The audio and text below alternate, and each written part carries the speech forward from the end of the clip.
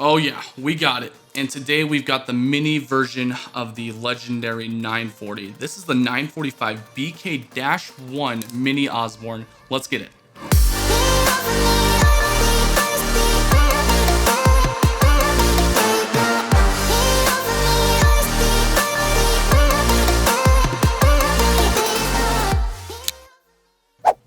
What's going on, guys? Welcome back to Everyday Minimalist. My name is Brandon, and today we are checking out the brand new Benchmade 945BK-1 Osborne Mini, or Mini Osborne. This thing is a pretty sweet knife. I've had it for about a week and a half, and I think I'm ready to give you guys my impressions. This was sent to me directly from Benchmade, which I'm really grateful for. So thank you so much, Benchmade, for providing us this awesome knife. Now, at the time of this release, I know that BladeOps.com, my sponsor, actually does have these in stock. So guys, go check their website. Be the first to get one of these. Just go to BladeOps.com. I will leave a link in the description below. Before we jump into the impressions that I have for this knife, if you're new to this channel and enjoy knife and EDC content, feel free to hit that subscribe button, ring that bell icon so you know when that next video is live. Let's go ahead and give you guys some quick specifications. The open length, you're looking at 6.76 inches in length. The blade length, you're looking at about 2.9 inches. The concealed length, you're looking at about 3.84 inches. Moving forward, the materials used with this sweet little guy is a G10 Handles, which is pretty sweet. You've got a blue G10 liner and then these blue barrel back spacers. In terms of the blade, you're looking at S30V steel with a black finish. I believe it is DLC coating. Don't quote me on that. They haven't listed it on the website. You've got a reverse Tanto style blade, very similar in design language to the original 940.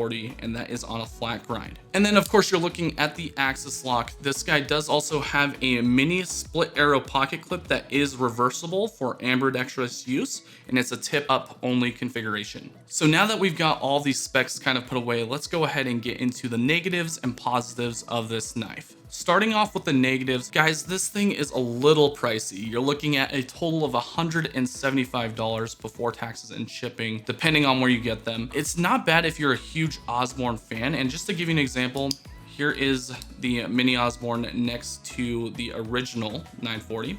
Yeah, in overall shape and design language, it's pretty similar. But the biggest negative here was the price, $175 for G10 and S30V steel. Maybe in future revisions, they will take a look and get some better steel in here. My next negative on this list would be this mini split arrow pocket clip. Guys, as you know, I do wear a lot of athletic shorts and then also basketball shorts, that sort of thing. This guy is very, very stiff in terms of the tension. Of course, that might wear in over time, but for me, I personally like the option of just having it more loose straight off the bat. So I did try to swap in one of these OEM pocket clips from Benchmade, but it just didn't work out. I did also try a bug out pocket clip on here, so the mini deep carry, and it just had a lot of hot spots here on the palm of my hand, so right about there.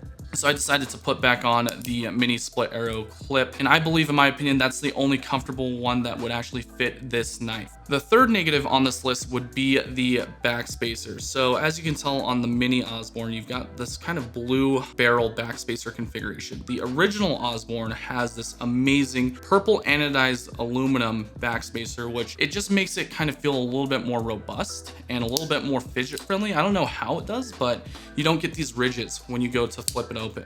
So let's go ahead and move on to the positives, which there are a few. I wanted to start off with the G10 handles. These are fantastic. As you can tell, it kind of has that same design language as the original 940 with the contoured handles. It feels really great in the hand ergonomically. I can fit all my fingers on the handle. Just so you guys know, I do have a large glove size, so even with this being so small and light, it is still comfortable to use. Benchmade did do a really good job in terms of the finish on the handles. The next positive on the list would be the weight of this guy. It's actually really, really lightweight. From my testing, it's about a 1 ounce cut, or like 0.9 ounces there, and that is very noticeable. So having a really lightweight knife like this is a huge benefit for me personally, because if I am wearing basketball shorts, it kind of just disappears in the pocket, similar to the Benchmade bug out. Another huge positive for this knife is the action. This thing is super, super fidget friendly, and it was amazing straight out of the box. The action hasn't changed whatsoever, which is kind of surprising. I didn't have to tune it or anything. As you can tell, the blade is pretty much dead center. It's a Benchmade axis lock. They developed it. It's amazing. You can just do this all day long. You can reverse flick it. You can do the thumb stud flick.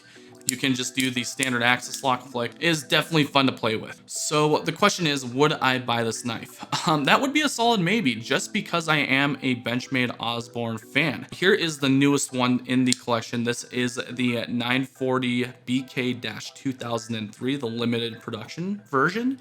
Kind of matches up really well with the Mini Osborne. You've got that black gray aesthetic with the blue accents, and it's not bad whatsoever. So for me as a collector, this is a cool knife to have in the collection, but it's not a huge must. If I was just barely getting into the game, I would suggest to check out the Benchmade bug out before the Osborne Mini. Just because the bug out, you know, you can pick one up anywhere between like $120 all the way up to like $150, depending on which one you get. There's also a mini bug out variation. This does feel a lot more robust than the bug out just because of the G10 handles. But even then, you could probably get a set of scales or handles for that bug out and upgrade it and kind of bring it up to the cost of what this would be. So my conclusion is this knife has some negatives and it does have a few positives. The price, you could really bring that down just a few notches. And then in terms of the pocket clip, I wish they had a different solution for the Osborne Mini. This guy would be great if you are already a 940 fan. Definitely add it to your collection. You know, it's one of the most legendary knives out there, especially from Benchmade. So go pick it up if you are a Benchmade collector. This one will definitely stay in the collection for a while just because I am a fan of the 940 design. But besides that, guys, there is the Benchmade 945BK-1 Mini Osborne. If you guys enjoyed this content, feel free to throw me a thumbs up. If you disliked it, throw me a thumbs down, and I promise to you I will do better next time. Thank you guys so much for dropping by, and we'll catch you on the next one. Peace out.